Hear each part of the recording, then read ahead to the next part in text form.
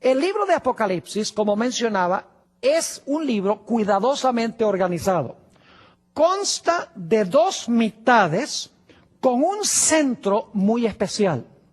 La primera mitad del libro de Apocalipsis es de énfasis histórico, es decir, el énfasis está sobre la historia de la iglesia desde los tiempos apostólicos hasta el tiempo del fin.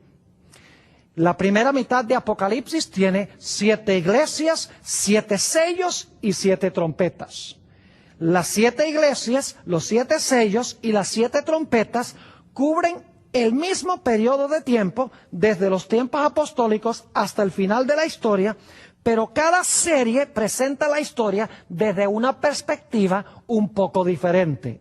Es decir, que la primera mitad de Apocalipsis, desde el capítulo 1 hasta el capítulo 9, presenta énfasis histórico. La segunda mitad del libro de Apocalipsis, que es desde el capítulo 12 hasta el capítulo 22, se enfoca no tanto en el desarrollo histórico de la iglesia, sino que se enfoca en el conflicto y la crisis final que va a afrontar la iglesia. Por ejemplo, la última parte del libro de Apocalipsis tiene que ver con el levantamiento del dragón, el levantamiento de la bestia, el levantamiento del falso profeta, los mensajes de los 3 ángeles que van a ir a todo el mundo, el cierre de la puerta de la gracia en el capítulo 15, las plagas y el tiempo de angustia, la segunda venida del Señor Jesucristo, el milenio y luego el cielo nuevo y la tierra nueva. Es decir, que la última mitad del libro de Apocalipsis es de énfasis casi totalmente profético, se enfoca en eventos del tiempo del fin. Es decir, que Apocalipsis tiene estas dos mitades. La primera mitad de énfasis de la historia de la iglesia y la segunda mitad enfocándose especialmente en los eventos finales. En el centro del libro de Apocalipsis se encuentran 2 capítulos muy importantes. El capítulo 10 y el capítulo 11. Estos capítulos forman el corazón del libro. El capítulo 10 habla de un librito que Dios le manda a Juan que se coma. Dice que ese libro cuando se lo coma va a ser dulce en la boca, pero cuando llegue al vientre va a ser amargo en su vientre. Y dice que Juan se come el libro, es dulce en la boca y amargo en el vientre. Después de ese episodio, Dios le dice a Juan, es necesario que vayas y profetices de nuevo. El capítulo 11 tiene un énfasis muy especial y es sobre el juicio que inicia en el libro de Apocalipsis. Por eso, en la conclusión de Apocalipsis 11:19, Juan ve el templo abierto y se ve en el templo el arca del pacto. Saben que el arca del pacto se veía cuando empezaba el gran juicio en el pueblo de Israel. Lo que se conoce como el gran día de expiación. Es decir, que en el centro de Apocalipsis tenemos 2 aspectos muy importantes. Tenemos el librito, que resulta ser el libro de Daniel, especialmente Daniel 8:14, un mensaje que es dulce en la boca, pero amargo en el vientre. Y luego tenemos en el capítulo 11 el comienzo del juicio en el cielo, en el lugar santísimo, a donde se encuentra el arca del pacto. Un detalle más en cuanto a este magnífico libro de Apocalipsis. Resulta que sabemos a través de la historia eclesiástica que Satanás procuró matar a Juan antes que Juan escribiera el libro de Apocalipsis. Y ustedes dicen, ¿cómo sabemos eso? Sencillamente porque uno de los padres eclesiásticos con el nombre de Tertuliano relata que en los tiempos del emperador romano Domiciano, Juan fue echado en un caldero de aceite hirviente porque quería matarlo. Pero Dios milagrosamente preservó la vida de Juan y como no pudo matarlo con el aceite, dice Tertuliano que este apóstol fue enviado a la isla de Patmos, a donde recibió la visión sobre el libro de Apocalipsis y a donde escribió su libro.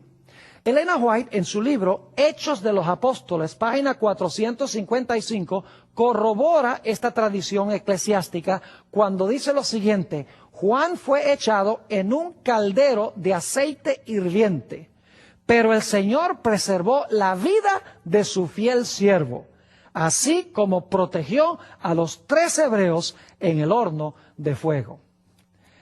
Ahora, hemos estudiado en cuanto al primer profeta y en cuanto a su libro de Apocalipsis. Ahora quiero hablarles de otro profeta. En realidad es una profetisa con el nombre de Elena G. de White. Ella también escribió un libro muy interesante y vamos a hablar de ese libro. Se llama El conflicto de los siglos. Ahora, lo interesante es que la experiencia de Elena G. de White fue idéntica a la experiencia de Juan cuando ella estaba en visión. Permítame compartir con ustedes esta información. En primer lugar, Apocalipsis 12:17 dice que la iglesia remanente final iba a tener en su medio el testimonio de Jesucristo. Y en Apocalipsis 19:10 dice que el testimonio de Jesucristo es el espíritu de profecía. Es decir, en la iglesia final iba a haber el mismo don que tuvo Juan, el testimonio de Jesucristo, que es el espíritu de profecía. Elena G. de White escribió el libro El conflicto de los siglos, pero no fue un libro escrito primordialmente para el mundo, sino que es un libro que fue escrito especialmente para miembros de la iglesia. Por ejemplo, muchas veces en sus escritos, ella se refiere a sus escritos como los testimonios para la iglesia. Es decir, la obra del profeta era dar testimonio a la iglesia.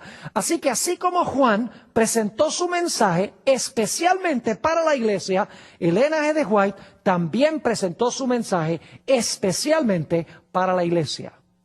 Otro dato interesante es que cuando Elena G. de White entraba en visión, caía como muerta.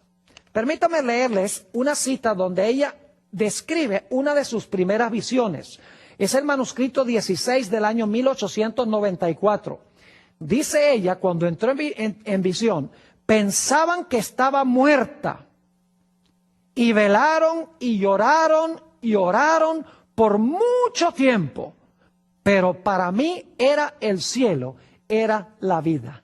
Es decir, al igual que Juan en Apocalipsis, cuando Elena G. de White entró en visión, dice que cayó como muerta y la gente en realidad creía que estaba muerta. Los testigos dicen que Elena G. de White no respiraba, así como Daniel cuando entraba en visión no respiraba. Otro dato interesante en cuanto a Elena G. de White es que en las primeras ediciones del Conflicto de los Siglos, en una serie de libritos que se conocen como dones espirituales, es un librito en realidad que contiene el conflicto de los siglos en forma abreviada, tiene 219 páginas. Una vez por lo menos cada página, Elena G. de White usa expresiones tales como vi o me fue mostrado.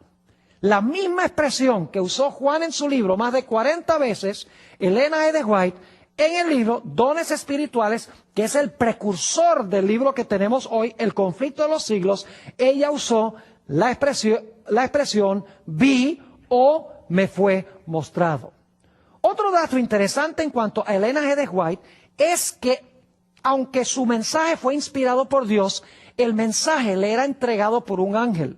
Se refería a su ángel como mi ángel acompañante, lo llamaba mi guía o mi instructor. Por ejemplo, Elena G. de White en el libro Testimonios para la Iglesia, tomo 1, página 73, dice ella lo siguiente en cuanto a su primera visión. Hasta el momento de mi primera visión, no podía escribir. Mi mano temblorosa no era capaz de sostener con firmeza la pluma. Mientras estaba en visión, el ángel, noten esto, el ángel me mandó que escribiera la visión. Mientras estaba en visión, fíjense, el ángel la mandó que escribiera la visión. Yo obedecí y pude escribir libremente, mis nervios fueron fortalecidos y mi mano se tornó firme. Interesante que el mensaje le fue impartido por su ángel acompañante. Interesante que cuando estaba en visión, El ángel le decía, escribe mientras estás en visión. Otro dato interesante en cuanto a Elena G. de White es que cuando estaba en visión le hacía preguntas a su ángel. Noten, por ejemplo, esta cita que se encuentra en Primeros Escritos, página 40. Dice ella, no podía sufrir el pensamiento de volver a este mundo tenebroso. El ángel me dijo entonces, debes volver, y si eres fiel, tendrás con los 144,000 el privilegio de visitar todos los mundos y ver la obra de las manos de Dios. Fíjense que ella le está pidiendo al ángel que la deje quedarse allá, y el ángel le dice, no, tienes un mensaje que impartir, tienes que regresar. Pero a Elena G. de White también se le dio el privilegio de hablar